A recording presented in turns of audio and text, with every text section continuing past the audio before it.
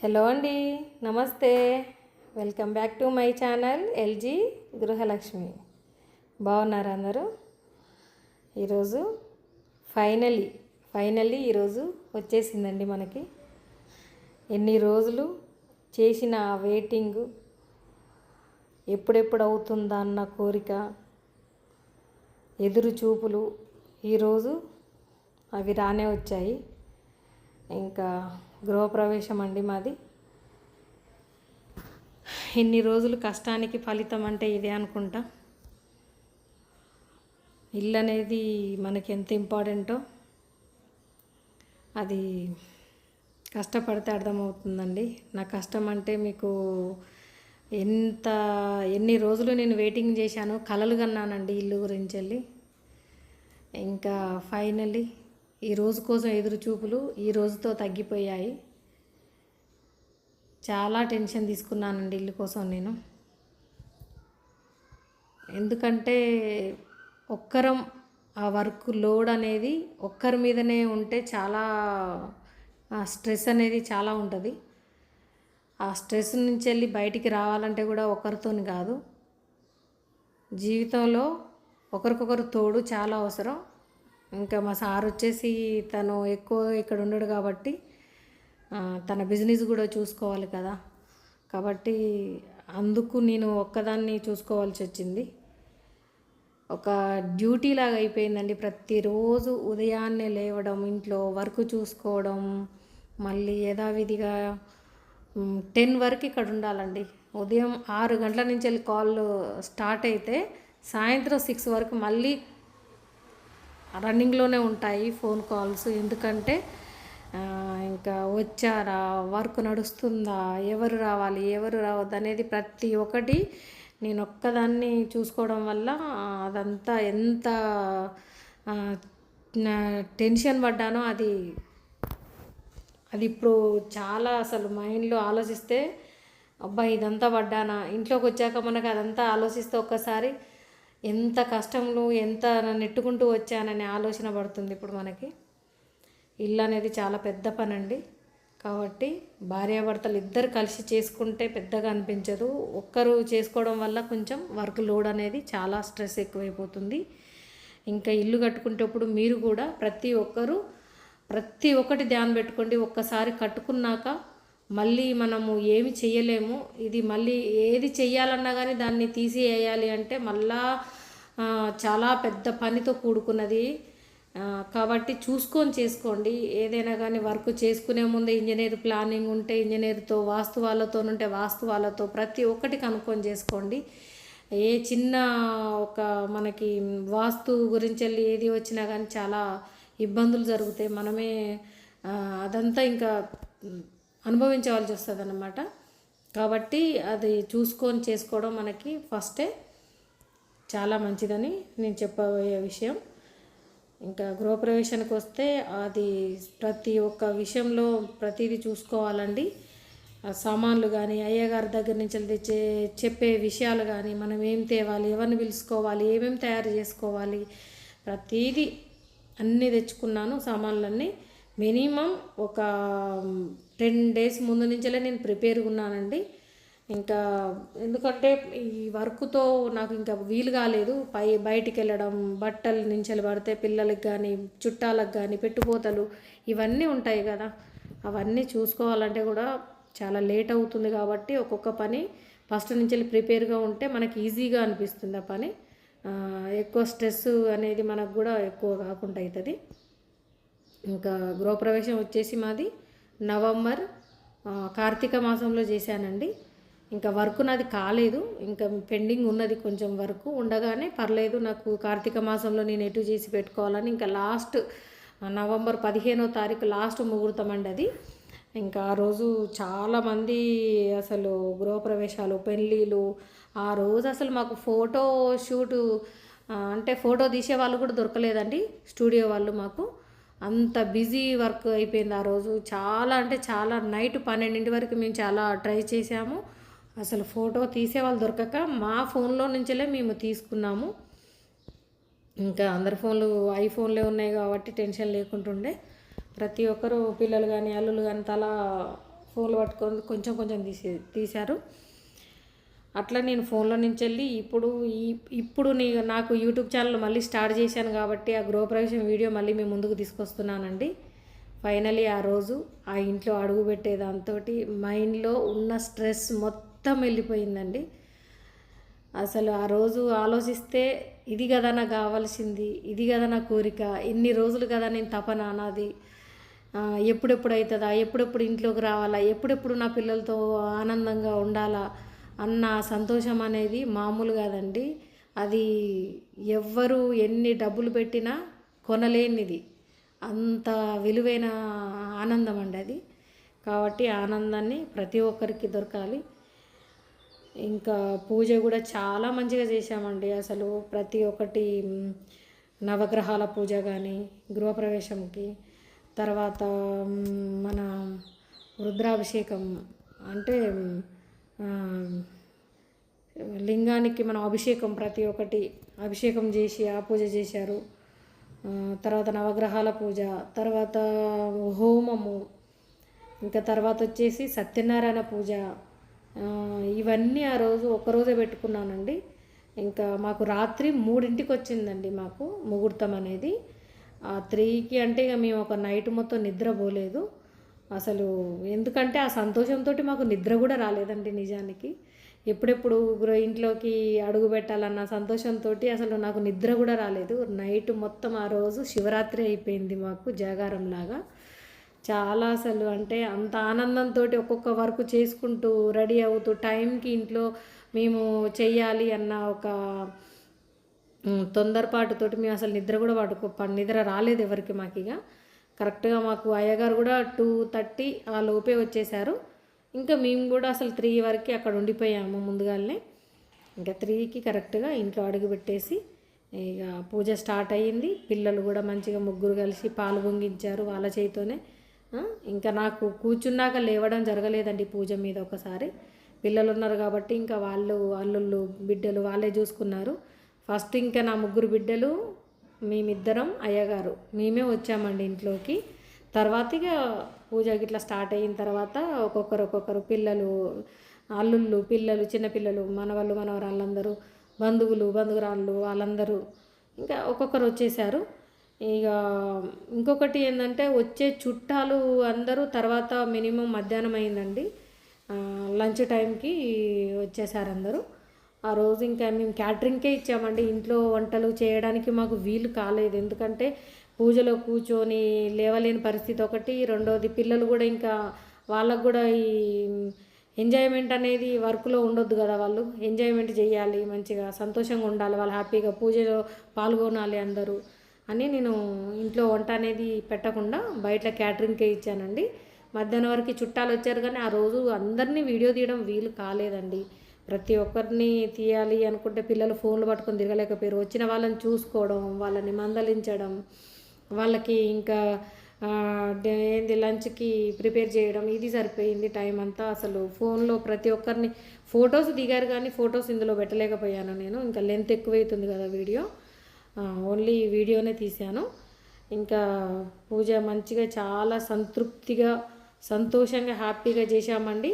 చూశారు కదా పాలు ఎట్లా పొంగాయో, అంత సంతోషంగా మేము పూజలో పాల్గొన్నాము. ఆ పాలు ఎట్లా పొంగాయో మా ఇల్లు కూడా అంత కలకలలా ఉండాలని నేను మనస్ఫూర్తిగా కోరుకుంటున్నాను నా దేవుణ్ణి. ఇంకా పాలు పొంగిచ్చాక పిల్లలు ప్రసాదం కూడా చేశారు నైవేద్యంకి. ఇంకా పూజ కిందికి తీసుకొచ్చారు పూజ కాడికి. ఆ లోపు మేము నవగ్రహాల పూజ కూడా అయిపోయిందండి. దాని తర్వాత వచ్చేసి ఇంకా రుద్రాభిషేకం చేశాము నవగ్రహాల పూజ అయిపోయాక. దాని తర్వాత వచ్చేసి హోమం చేశామండి. హోమం చేసేటప్పుడు చాలా అసలు ఎంత ఘోరమైన వేడి అంటే తట్టుకోలేని వేడి అండి అసలు. ఆ మంట, పొగ కళ్ళకి, కానీ మనకు అదంతా అసలు అనిపించదు. అక్కడ పూజ జరుగుతుండే ఆనందం, ఆ పదాలు, ఆ మంత్రాలు, ఆ పండితులు చెప్పే మాటలు అసలు వినలేని అంటే మనం ఇంకా వినాలి అనిపించేంత సంతోషం అనిపిస్తుంటుంది ఆ పూజ జరుగుతుంటే.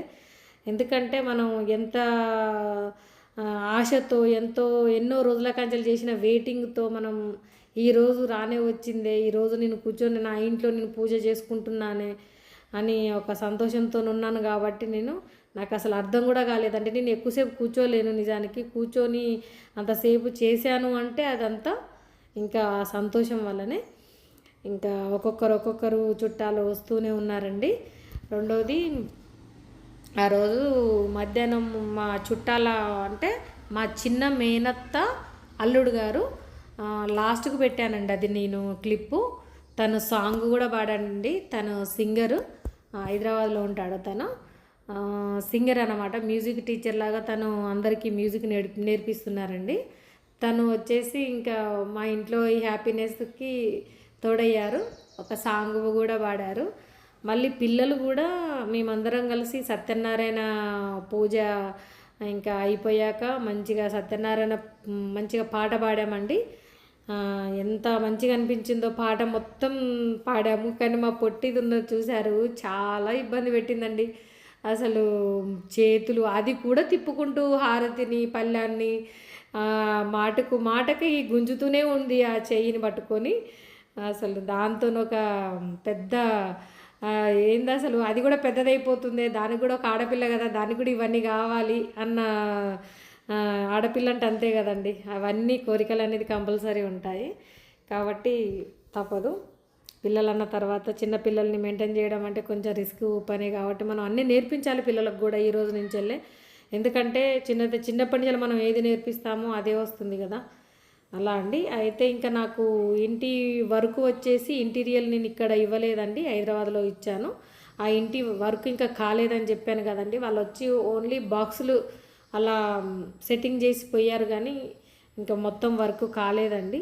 మీకు కిచెన్లో చూస్తే అర్థమవుతుంది కదా, మేము హోమం చేసేది కూడా అది కిచెన్ రూమ్ అండి, ఓపెన్ కిచెను. ఇంకా అందులోనే డైనింగ్, అందులోనే కిచెన్ కాబట్టి మొత్తం అదంతా అట్లా ఓపెన్గా పెద్దగా వచ్చేసిందండి ప్లేసు. అలా అన్నమాట. నాకు ఇక్కడైతేనేమో వర్క్ గమ్ముతో చేస్తారని ఇదివరకు నేను ఇంట్లో చేయించుకున్న వర్క్ గమ్ముతోనే అండి ఫస్ట్ ఇంట్లో. ఇప్పుడు దీంట్లో సెకండ్ హౌస్లో మాత్రం నేను హైదరాబాద్ నుంచి వెళ్ళి మిషనరీ వర్క్ తెప్పించుకున్నాను. చాలా స్మూత్గా, చాలా అసలు గింత మనకి ఎక్కడ టచ్గా అన్నట్టుగా చాలా బాగుంది వర్క్, నీట్గా. ఇంకా అలా చేయించుకుంటేనే చాలా బెటర్ అనిపిస్తుంది. ఎందుకంటే మనకు కూడా రేపు టెన్షన్ లేకుండా ఉంటుంది. 10 years వారంటీ ఇస్తున్నారు కాబట్టి మనకి రేపు ఎలాంటి టెన్షన్ అయినా కానీ వాళ్ళే వచ్చి చూసుకుంటారండి. దానివల్ల నేను అక్కడి నుంచే పిలిపించాను వాళ్ళని, వర్కర్లని. ఒక 15 daysలో నాకు గృహప్రవేశం అయిపోయాక 15 daysలో నాకు హ్యాండ్ ఓవర్ చేశారండి ఇల్లు. ఇంకా వాళ్ళది అయిపోయాక ఇల్లు ఒక్కసారి మళ్ళీ డబల్ కోటింగ్ కలర్ వేయించి మళ్ళీ ఒక్కసారి పాలిష్ బండలకు పెట్టించి అప్పుడు నేను డిసెంబర్ లాస్ట్ ఇంకా 29వ తారీఖు వరకు చూసుకొని రోజు అంటే నవంబర్ 15వ తారీఖు నాడు నాకు గృహప్రవేశం అయిందండి. డిసెంబర్ 29వ తారీఖు నాడు నేను ఇంట్లోకి మళ్ళీ వచ్చేసానండి ఆ రోజు చూసుకొని. అంటే అంత టైంలో నేను ఇంకా మిగతా వర్క్లన్నీ చేయించుకున్నాను. బయట బండలు కానీ, లోపల పాలిషింగు, డబల్ కోటింగు, కలరు ఇవన్నీ అయ్యాకనే ఇంకా నేను మళ్ళీ రావడం జరిగిందండి ఇంట్లోకి. కానీ ఒక్కసారి ఇంట్లోకి రాకతల్లే మనం ఏ వర్క్ అయినా కానీ మొత్తం కంప్లీట్గా చేసుకున్నాకనే మనము ఇంట్లో వచ్చేస్తే మనకంటూ టెన్షన్ లేకుంటూ ఉంటుందండి. మళ్ళీ మనం ఇంట్లోకి వచ్చాక ఎలాంటి వర్క్ పట్టుకున్నా కానీ అసలు మనకు చాలా రిస్క్ అవుతుంది. కాబట్టి చూసుకొని మనం ఏ పనైనా కానీ ముందుగానే చేసుకొని రావడం నాకు తెలిసి చాలా మంచిదని అనుకుంటున్నానండి. ఇంకా ఇప్పుడు మీరు వీడియోని చూస్తున్నారు కదా, సత్యనారాయణ పూజ చూడండి మిగతాది. ఇంకా సత్యనారాయణ పూజకి సాంగ్ పాడారు పిల్లలు, అది చూడండి. మనసారా స్వామిని కొలిచి హారతులీరమ్మా, శ్రీ సత్యనారాయణుని సేవకురారమ్మా. మనసారా స్వామిని కొలిచి హారతులీరమ్మా, నోచిన వారికి నోచిన వరము, చూసిన వారికి చూసిన ఫలము, శ్రీ సత్యనారాయణుని సేవకురారమ్మా. మనసారా స్వామిని కొలిచి హారతులీరమ్మా, స్వామిని పూజించే చేతులట, ఆ మూర్తిని దర్శించే కనులే కన్నులట. స్వామిని పూజించే చేతులట, ఆ మూర్తిని దర్శించే కన్నులే కన్నులట పలికదు వింటే ఎవ్వరికైనా జన్మ ధరించునట శ్రీ సత్యనారాయణుని సేవ చిన్నగా ఉన్నది రాట్లేలా మనసారా నలుగురు పడతారు ప్లేస్ అంతే నలుగురు అలా పూలు వస్తుందా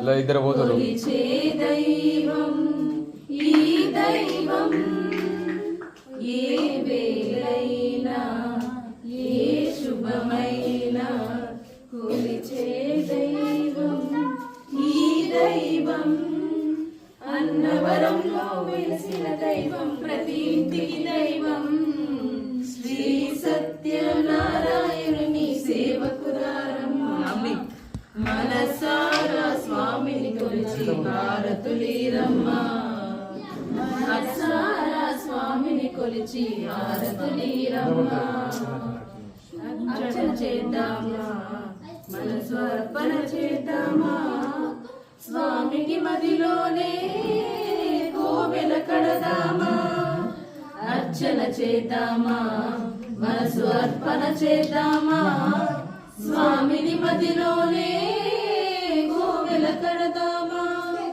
ప్రతి కాలాలు పసుపు కుంకుమలు ఇమ్మని కోరేమా శ్రీ సత్యనారాయణుని సేవకురారమ్మా మనసారా స్వామిని కొలిచి హారతులీరమ్మ మంగళమదనమ్మ జయ మంగళమదనమ్మ కరములు జోడించి శ్రీ చందనమలరించి మంగళమదనమ్మ జయ మంగళమదనమ్మ కరములు జోడించి శ్రీ చందనమలరించి మంగళమలరి సుందరమూర్తికి వందనమలరమ్మ శ్రీ సత్యనారాయణుని సేవకురారమ్మ మనసారా స్వామిని కొలిచి హారతులీరమ్మ మనసారా స్వామిని కొలిచి హారతులీరమ్మ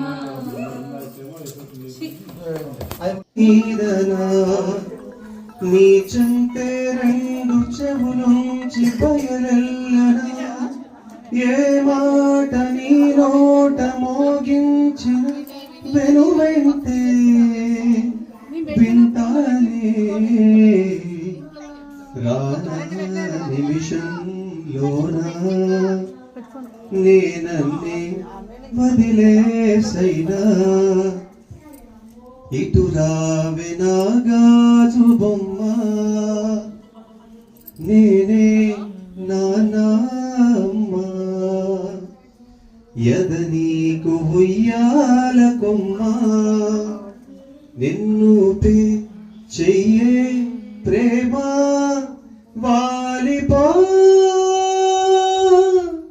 ఈ గుండెపైనే ఆడుకో